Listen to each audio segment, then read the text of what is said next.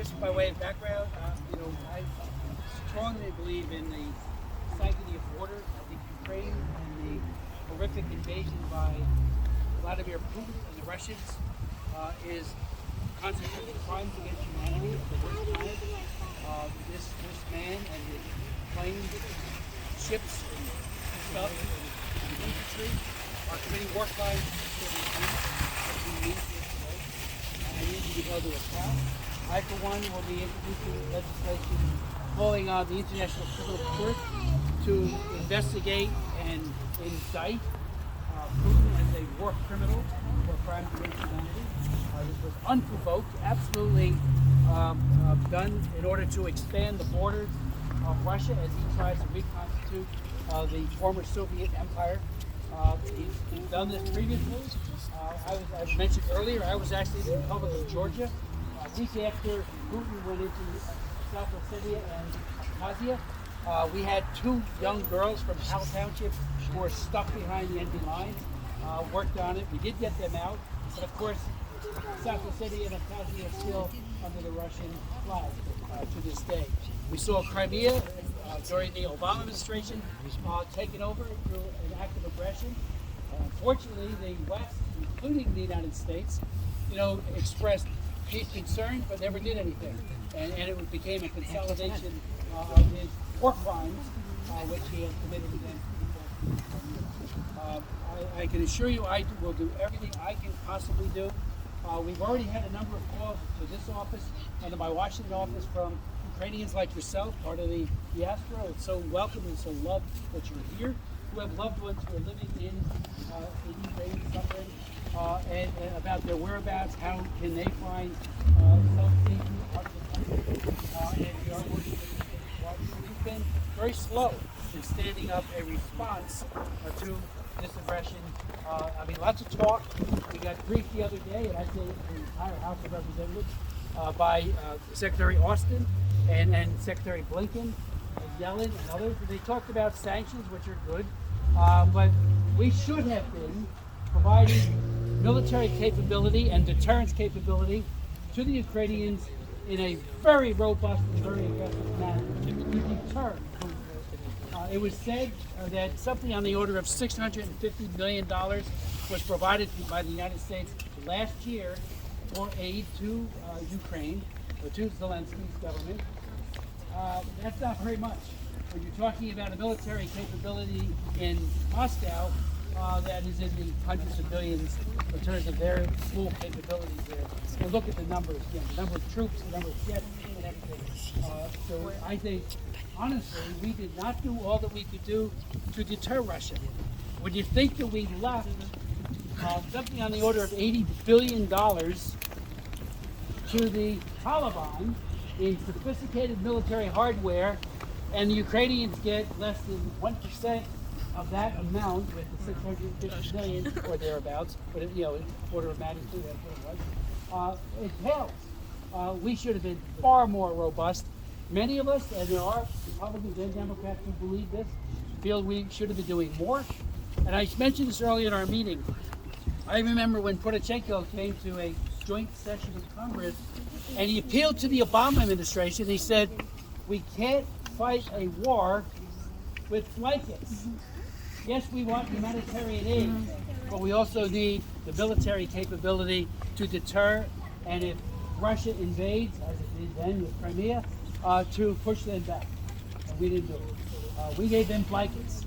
Trump did change that policy, but I don't think it was enough, obviously, showing the military hardware of one versus the other. And now we are dealing with a horrific invasion by Vladimir Putin. He is a war criminal. He needs to be held to account as a war criminal, and all those in his upper echelon who are doing this. It has been done in the past. I was very involved with the attempts to hold Slobodan Milosevic when he committed the war crimes against Croatia and against in Bosnia. I was over there many times. That was Milosevic. And he finally got to The Hague, and he was indicted. He died while the trial was going on. But there's parallels. Milosevic, Charles Taylor in Sudan, in Liberia, also got a 50-year sentence for crimes against humanity. Vladimir Putin is a war criminal, and he needs to be held to account and sent to jail for the rest of his life. So I'll be working on that. We are, again, working to try to make sure military aid, to the extent that we get it to them, is done in a very timely manner. But we lost time. And one last thing I'll say, and this concerns me, I think it concerns many of you. We did talk about it in our meeting upstairs. When we left Afghanistan in such a despicable manner, leaving Americans behind and our allies, that sent a message to every dictatorship around the world.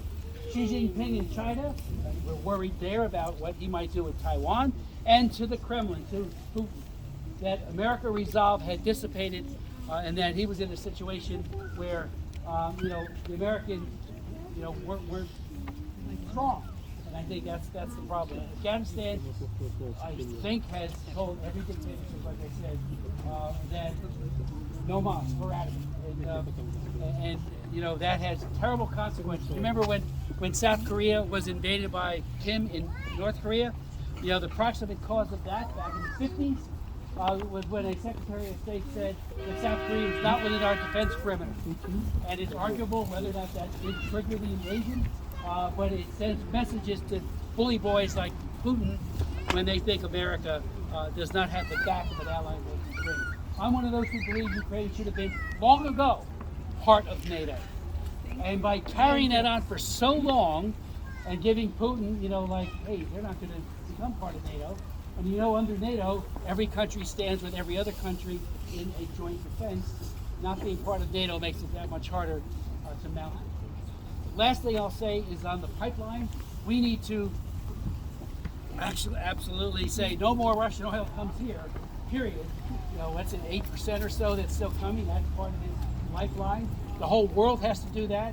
The sanctions that have been announced by the administration, particularly the banking sanctions, I think will cripple to some extent his ability to do business. But again, what I have learned in my years in Congress is that the West and the international community will be strong for a short period of time, and then all of a sudden things will ease up. I mean, we saw it with Tiananmen Square, we saw it with the invasion in the Republic of Georgia, we saw it with Crimea, and all of a sudden it goes back to business as usual. This cannot be going back to business as usual.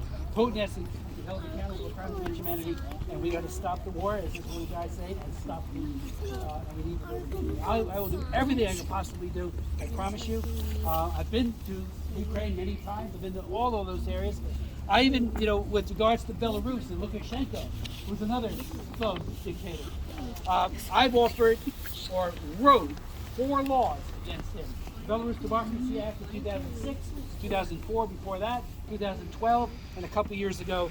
And in the last one that I did, we put in language about this unification between Moscow and Minsk, between the Belarusians and the dictatorship there and Vladimir Putin, with great concern, and that has sanctions and all.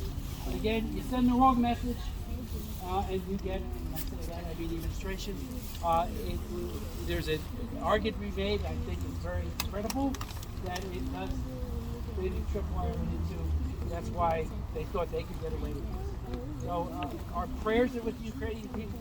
I'll never forget when the Russians went into Lithuania years ago, before they were members of NATO.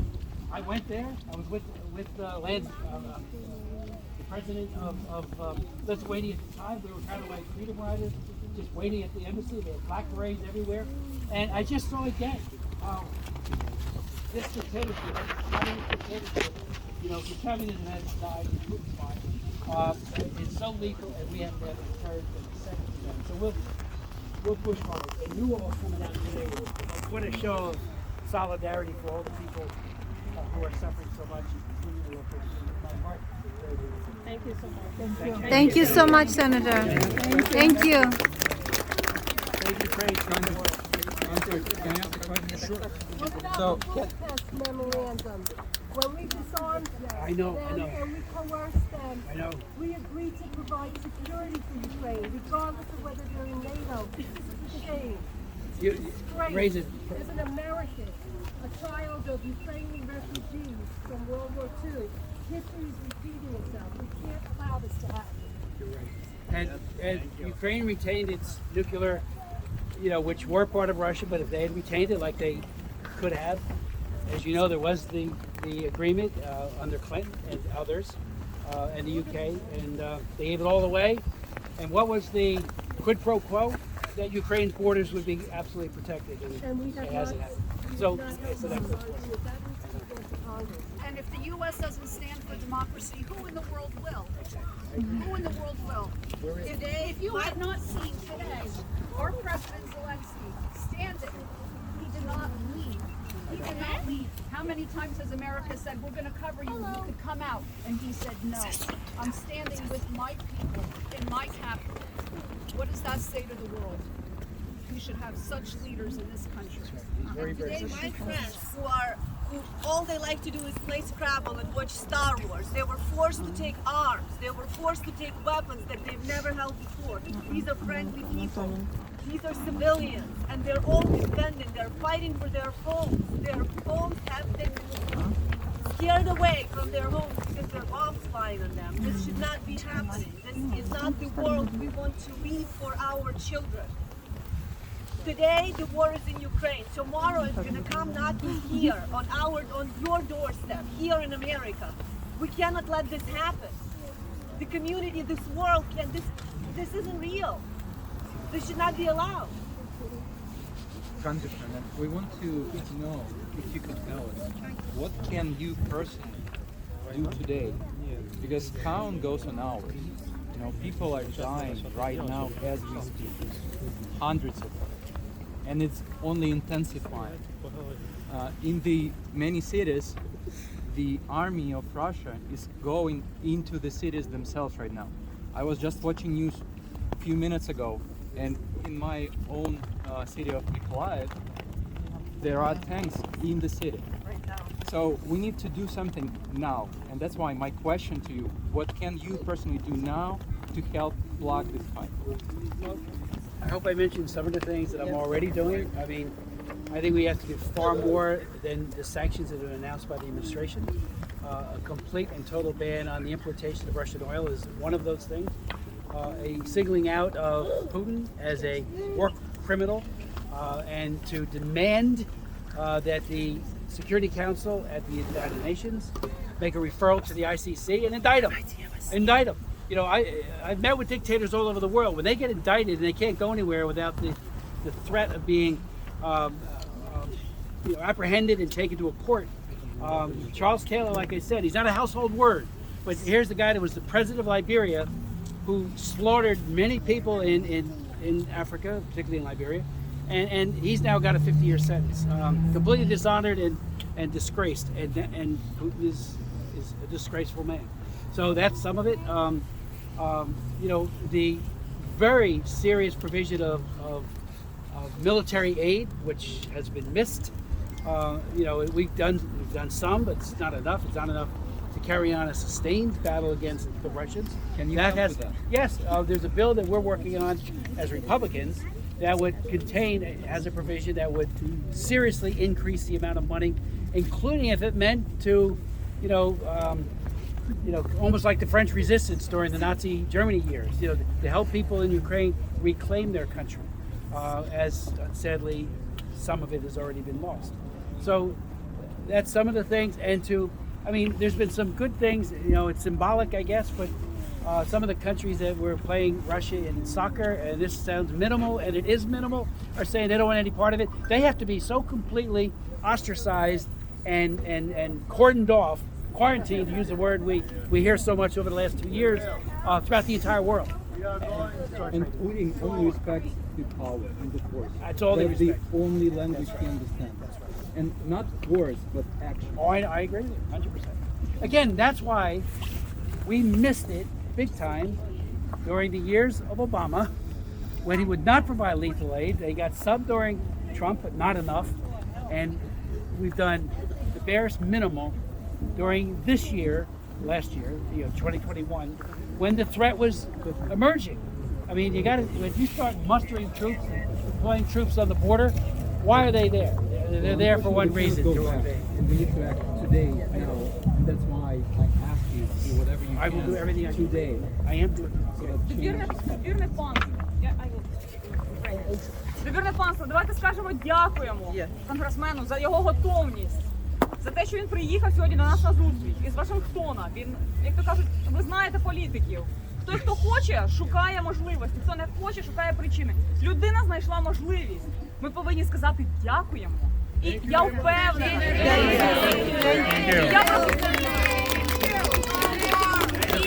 І ще я хочу, щоб ми продемонстрували нашу стійкість українську прямо зараз. Давайте заспіваємо гімн України. Слава Україні! Героям слава! Ще не вмерла України, ні слава, ні воля. Ще нам, браття українці, усміхнеться доля. Згинуть наші вороженьки, як роса на сонці. Запануєм і ми, браття, у своїй сторонці. Душу й тіло ми положим за нашу свободу і покажем, що ми браття козацького роду. Слава Україні! Героям слава! Thank you, Congressman. Понад усе!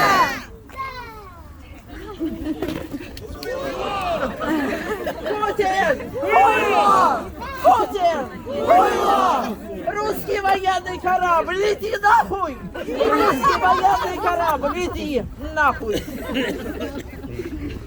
Слава Украине! Героям слава! Thank you, Congressman.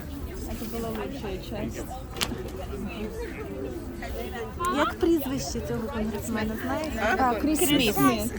Ага, дуже добре, дякую. I don't know if anybody has reliable sources for donations. I have friends from Odessa who posted links.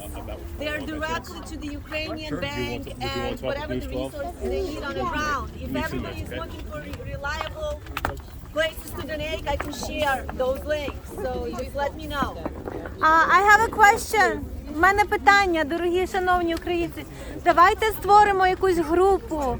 Якщо її ще немає, якщо є, поділимося, чи на Фейсбук, чи на Інстаграм, чи десь, щоб ми гуртувалися. Я приїхала сюди з Вест Нью-Йорк. Це Дякую. година Так, це далеко. 30 хвилин. Якщо ми можемо щось там зробити, давайте будемо Давайте робити. гуртуватися. Давайте готуватися, давайте зустрічатися, давайте будемо разом.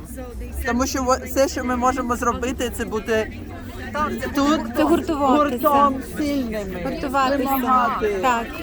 Буде в четвер, має бути Слава Україні! Героям слава! Бачите, слава Україні відразу привертає всю Так, увагу. так. Це, як то кажуть, всі замовкають Так. і відразу слухають того, хто сказав. Довірне панство.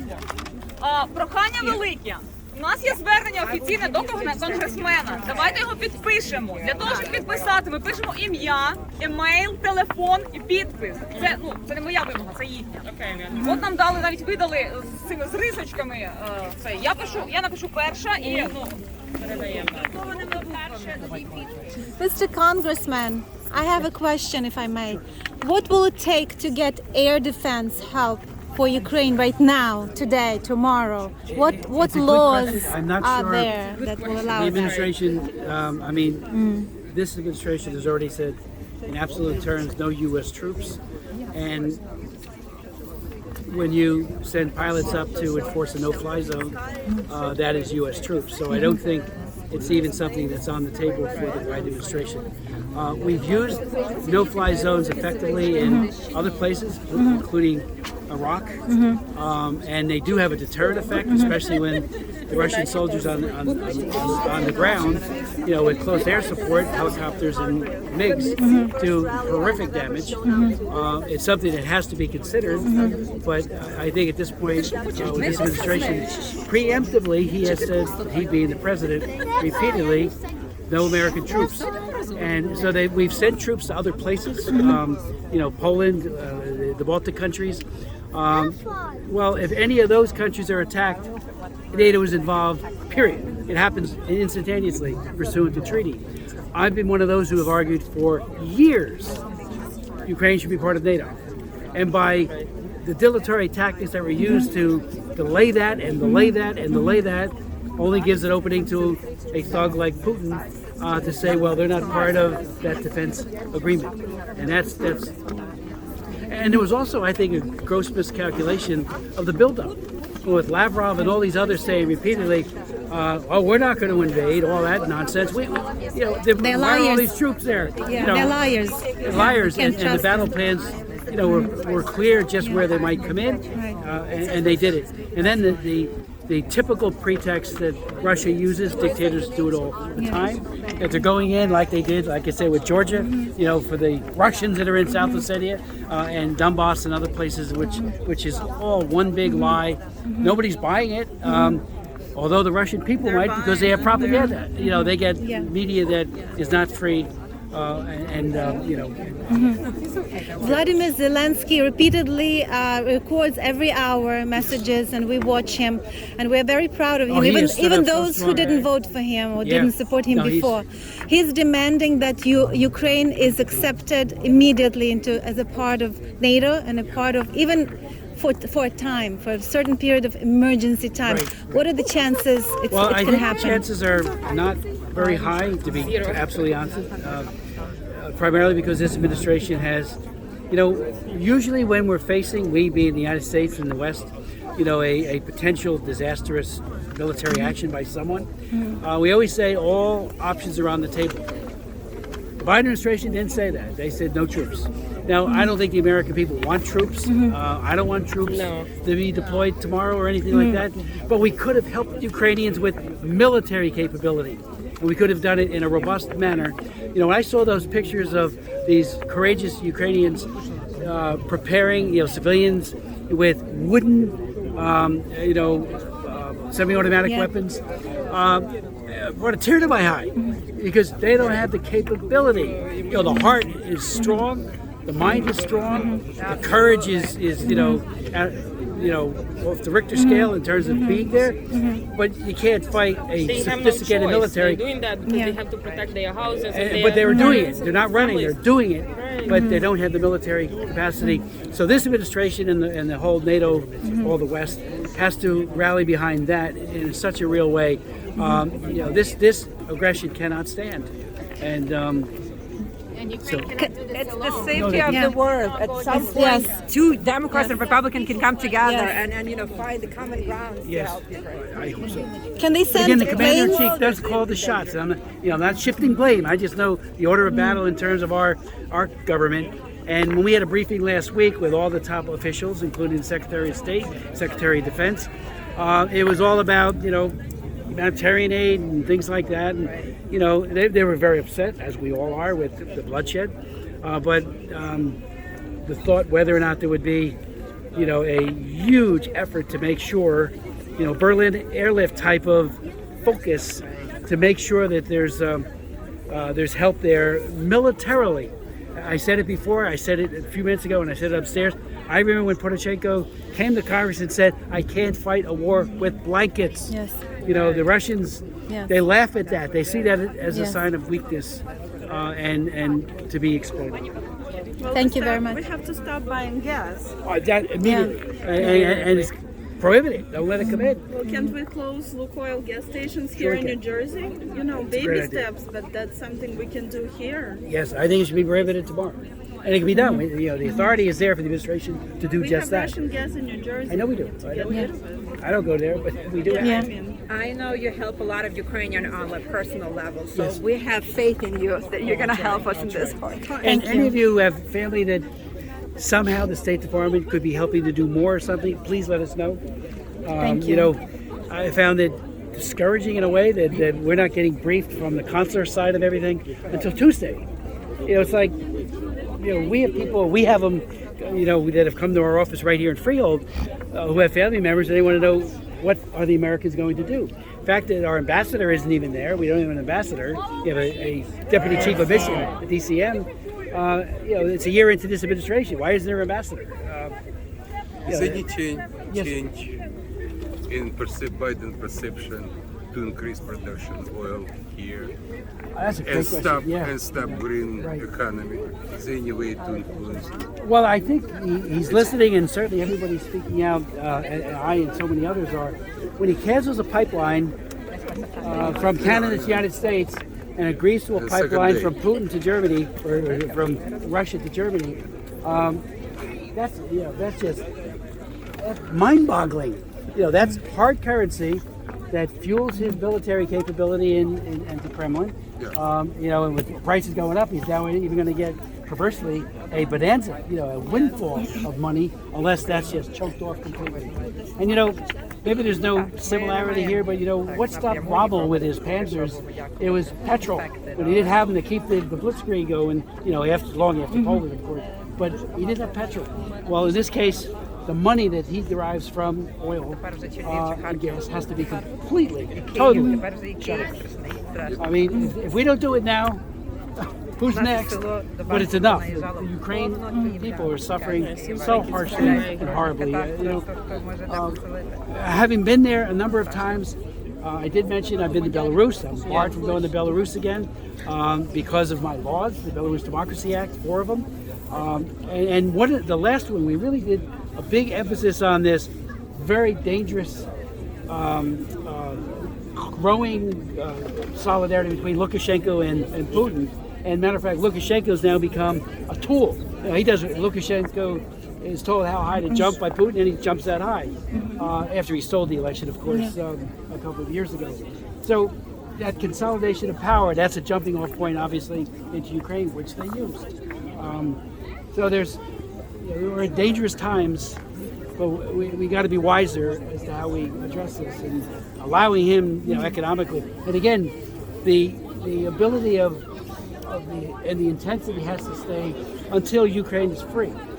Not the whole of Ukraine, exactly. But exactly. Can the United States government somehow request that China allies more with the West and doesn't That's a stay great very question. close with Russia? China, I've worked on human rights in China for 40 years, 42 years. First amendment I did was 1983.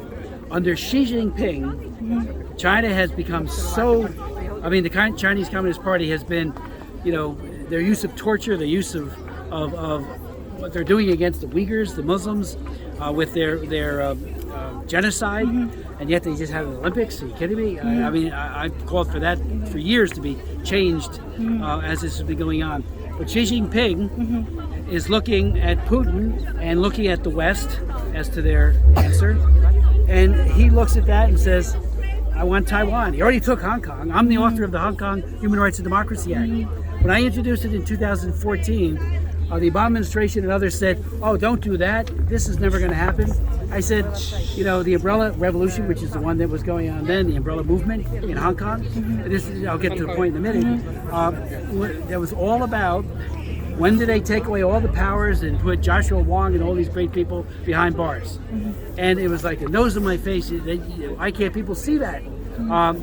Finally, our bill got passed 3 years ago. Marco Rubio did it on the Senate side.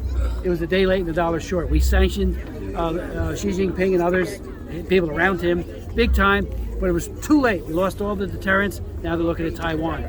But rather than Xi Jinping playing a positive impact, I think he's playing a very bad influence because they met as they often do. They met at the Olympics, Putin and Xi Jinping. They are right out of the same mold, that the only way you survive your dictatorship is through torture and at the barrel of a gun. So I would be shocked if Xi Jinping did anything other than use his veto, along with Russia, at the Security Council to thwart efforts to hold Russia accountable and Putin accountable. So Xi Jinping, in my opinion, is he's Mao Zedong, in modern day. He's with the Cultural Revolution. He's a very, very. I've chaired 75 congressional hearings on human rights in China alone. I can't go there. I'm on their hit list right now. Oh, wow. They said in their media, when I say I'm on their hit list, literally I've been briefed by the FBI, but on their media, People's Daily and the others, they said to the people of Taiwan in editorials and columns and articles, look at what the United States did in Afghanistan. If you think you're going to get any help if we take over Taiwan. So, dictatorships all over, including Kim Jong-un in North Korea, have been further emboldened by the Afghanistan terrible retreat, leaving Americans behind, and military capabilities. So, no, I don't think Xi Jinping will do anything but a negative influence because they're in solidarity. Thank you so much for all the answers. I do have another last question. If anybody you have, what do you think the possibility of using the last resort for the rat in the corner, which is Putin is right now, which is the nuclear button? I don't think that will happen. I hope to God it doesn't happen against anyone. I don't think that'll happen because, it was the mad theory that kept the Soviets and the West at relative peace throughout all the terrible years of, as the bomb was, the thought was that it would be used. The mutual assured destruction that if once somebody uses it, everybody gets obliterated. And the mad theory still has some, I don't think it has impact with Iran, frankly. I don't think they have that same sense. But I do believe that the Russians and Putin, don't want to go anywhere near that, nor do we. Because once that happens, because he clearly doesn't care about his Russian people. He'll hide in the bunker somewhere in the island. I think he cares that he would lose power. So I don't think he'll resort to that at all. But I worry, frankly, about war by miscalculation at all times. A lot of ships are too close to each other. A lot of other things. All of a sudden, there's an exchange. Who knows where that all goes? Submarines.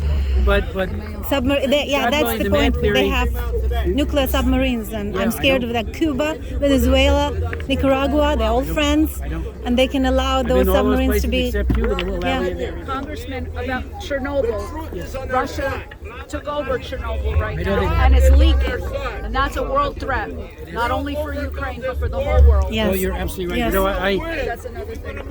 I had the hearings on Chernobyl, both at its 10th anniversary and 20th anniversary, and worked a lot of, because a lot of the Belarusians got sicker than even the Ukrainians because of its proximity. But that sarcophagus, or whatever you want to call it, is that great. If that takes a few hits and is leaking, we're in, And again, that was remember the cover up by the Russian dictatorship on that one. Soviets didn't, we didn't know anything. I was in second grade. I remember they told us just stay inside, close the windows. We didn't know why. People had to listen to the Western radio undercover to find out. We didn't know anything. And we played outside. Radio for Europe and the BBC covered that better than anybody, in my opinion. But you're right. That's another That's another very, very bad issue. Right now it's leaking, and that's a problem for the whole world. Sure. And it is. Well, remember when it leaked originally? How many times did it go around the world? In terms of airflows. But those nuclear physicists that were watching it now were arrested, and they're prisoners of war currently under the war right now that's happening. So that's a concern. It's a big concern. For all, it should be for all Americans, for the whole world. So if you could address that too. That's I've done that ever since the meltdown at Chernobyl. Right. But right now, you're right. But that's a big problem right now. That and covering, because they even tried to get the dam right by Kyiv last night.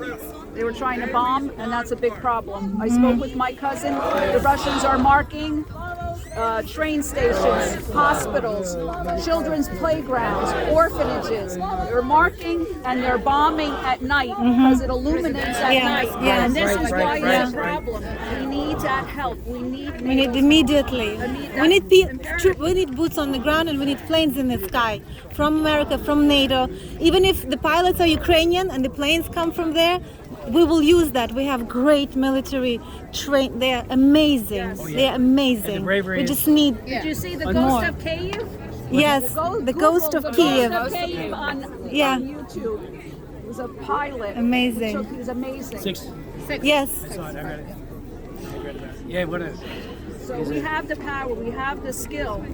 We just need the help. That's an ace. Yes. It's an ace pilot. Is Russian UN representative going to be booted off of the United Nations, or Frankly, I don't think that'll happen. their veto power should be taken away because they're the war criminals? Ditto for China, because Yeah. they'll be in solidarity on all of this. And I do worry about weakness on the part of some of our European allies. Yeah. Yes. Well, everybody is now unplugging them from SWIFT, and they're preparing the documents. It's been confirmed already by Ukrainian officials today, so that's great. We need more. We need to bomb the shit out of them. Thank you so much. With my relatives, and they are all near Kiev, and what they're reporting, the bombs are falling like technically on their heads. There's like a group of tanks are just standing in the middle of their village, covering with the residential buildings. So I mean, the small houses, and they just like seeking the protection because they know Ukrainians won't bomb their own villages. So they just roll into the village and park and use shields. Right. So the attacks continue on this airport. They witnessed like about 20 helicopters going towards the Hostomel airport. So, but then there is fighting starts, and then they relieve, and then they coming back again with the multiple helicopters, and they comes back on and on. They keep coming. They're forcing from all over the place, and people see that every day. And, I guess no one died, but what's good of it? So there is no safe place in any part of Ukraine, like my parents, my whole family is in the western part, but still, like during the night they have like 4 times like siren went off, like for the they had to hide, like 4 times a day, like not last night was 3 times, you never know, and they, there's no safe place. It's close to the border with Belarus, so you don't even know like where is it safer, So all of us are asking for you to voice our opinions and our experience, because that's horrible. Everybody is under siege. That's horrible. Are there any chances that NATO can help with closing the sky over the Ukraine for Russian aviation? It's got to be considered, but it hasn't been agreed to. Unfortunately, It's hard to decide. It's not only you or even the United States alone may decide that. But it has to be a mutual decision. But the idea of rearming in an aggressive manner is so the Ukrainians can defend themselves. Right. Because javelins are big help. Big help. for now they're just using defending, or they need something to proceed with to fight, not only defending, but to defend is one thing, but we still have all those territories taken out, that's why they have to, in order for us to finish the war, we have to fight or every person, the whole nation, Ukraine has been defending Europe for 8 years. 8 years, and they owe it to us, and America owes it, like that lady said, with that Budapest memorandum. Oh, I know. Yes. I remember when it was signed. It was like, can we count on the Russians? Is it a symbolic agreement, Budapest Agreement? Is it just a symbolic? No, so it has to be you mean enforced. in terms of the agreement? Yeah, it has to be enforced. That's right. Please all demand these it on treaties our that get behalf. signed, the enforceability is always, when you got a dictatorship, completely question. And sure enough, they waited enough time, and who cares? If they You know, declared, we care, but if Russia is declared the criminal war state, yes. would they be automatically excluded from all international treaties, agreements, alliances, just like from Now, G7? then my hope would be that, starting with Putin, but if Putin doesn't do this alone, that his whole inner sanctum and generals and others, indict them, or at least make an effort to indict them. And there's a couple of ways of doing it. One would be with a hybrid court. What got Charles Taylor was not the International Criminal Court, which has a very bad record of actually holding people to account, because you got to be a signatory to it, or the Security Council makes the referral. And that would be great if the Security Council could do that, but it's not likely to do it. But creating a tribunal, like we did with Yugoslavia, like we did with Sierra Leone, and like we did with Rwanda, the three biggest, where people are put behind bars, the indictments go out, and they're put behind bars. That would be the most likely one to succeed. I got to know one of the chief prosecutors named David Crane from the Rwanda court, the Sierra Leone court, and they painstakingly made the case against top people in the Liberian government and these people who committed genocide, and one by one they got them, and they're behind bars now. It does work. It's slow, sadly, but these dictators, when they're indicted, they now they're looking over their shoulder all the time. I was in Khartoum meeting with Bashir, who is he's now out of Sudan. He was indicted by the criminal court, and he everywhere he went, he was at risk of extradition. When he went to Turkey, we made a big appeal, extradite him, bring him into the court, and then he didn't go. China, of course, when he went there, they didn't do anything because they don't care about justice. That's the Chinese Communist Party. But having an indictment like that and a hybrid court, that's what they call them, could make a big difference. The ICC would be one way, but sadly Russia and China would have veto power over that. Not a hybrid court. We got to get tougher on that kind of personal accountability, where they stand like whoever thought Milosevic would go through that. You all remember him from Serbia. I met with him. I was in those Balkans several times. I was in Croatia and all these places. Once he got indicted, and Mladic and all these other people who committed these crimes, they couldn't believe it. They thought they were immune and could act with impunity. All of a sudden they found out that's not the case. You're going to prison. And it's all based on the Nuremberg War Crimes Tribunals and the Tokyo tribunals, that, people who commit the crimes, they have to pay the time. Well, it's a long term, but in the meantime, we have to strip down all citizenship from the Putin's people who is related to the Putin, and send back the Russian students back to Russia. So that's why when we go to after their children, they're gonna feel the pain. Yes. I'm Russian, but today I'm Ukrainian. Thank you. Well, you know this, and again, I was. I know. Oh, that's today. Yeah, it's today. You see? It's a Russian today. Yeah. Well, that's today.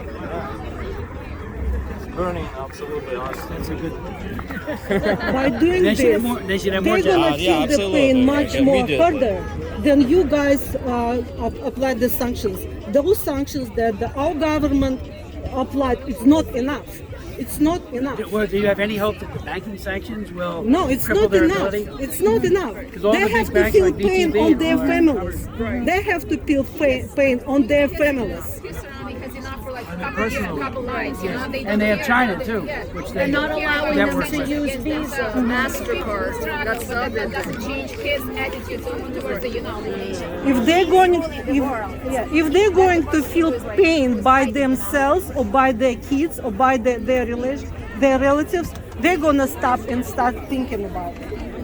Well, the Magnitsky sanctions does apply to the families of sanctioned individuals. Sanctions, it's not enough, but it should be stripped down to all relationships, all citizenships. Many of them are studying here in big universities, Harvard, Yale, Princeton. Yes. Sitting in New York in these big villas, right? Boston Penthouse. as well. Yes, My daughter, she everywhere. studies in Boston. 90% of the kids who is foreign students was from the Russia and Belarus. And also, if you're gonna see the Belarusian junta as well, so the Belarusian government should be accounted as well. Well, I mentioned this maybe the year. I'm the guy that wrote the sanctions against Belarus. In 2004, the Belarus Democracy Act, I wrote it. It's my own law. And it went right after Lukashenko, and about 200 of its top people, so they could not do business here, and they couldn't get a visa. And it covered his whole big network. I did it again in 2006, 2012, and a couple of years But ago. still, no, the but no, but I mean, people, so the they paid a kids, price. They but, have to but pay a unfortunately, price. they're thugs, and the price wasn't enough, as it turns out. That's right. Thank you so much. Thank you very much for all you do. What's your name? Olena. I've written to you, and I have to say that your office calls me every time that I call. I get a phone call from Washington D.C. and I was shocked. But they call, and they do return the call, and we appreciate that. I appreciate that. I'm first generation American. My parents came here after World War II, and I'm watching. My family is still there. I still have family there. Where are they? They're 3 kilometers from the Belarusian border. Where?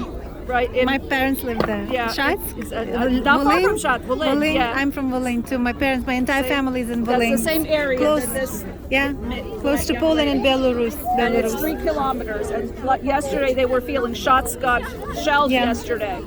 And they're very nervous, but they won't leave. My aunt is 95, my mother's oldest sister. Yeah. And she said, where am I going to go? I lived through World War II, and I'll live there. She was separated. They lived through the Stalinist regime. They lived through the Nazis. My family were forced laborers. They were building German tanks for Henry Ford. Okay? Henry Ford was an anti-Semite. He hated the Jews. And he was forced, and that's what they did. And so I'm very fortunate and blessed that I ended up, they went through such atrocities. My grandfather's farm was supposed to take, like many of these people probably, their families too. Stalin was making collectivized farms, and they were supposed to go to Siberia, but then Nazi Germany invaded, which was the lesser of the two evils now looking back, because at least we had the ability to get here by the Americans. And remember with the Stalin's famine, New York Times was a shill for the Communist Party. And, That's right. And Moscow. Durante wasn't even held accountable. I don't even know who it was. That's right. I read his accounts. They're ridiculous. Ridiculous. Harvest of Despair. Right. That's right. Famous PBS. That's right. Yes. So, all of these, our families are very close by, and it's, we're their voice. We can do. We're their voice. And I know you are our voice in Washington, D.C., and we thank you for that. And thank you for always supporting and being here today with us. We appreciate that. Thank you very much. Can we take a picture, group picture with you? Somebody, I'll take it for you. I might take one of my own too, if you guys don't mind.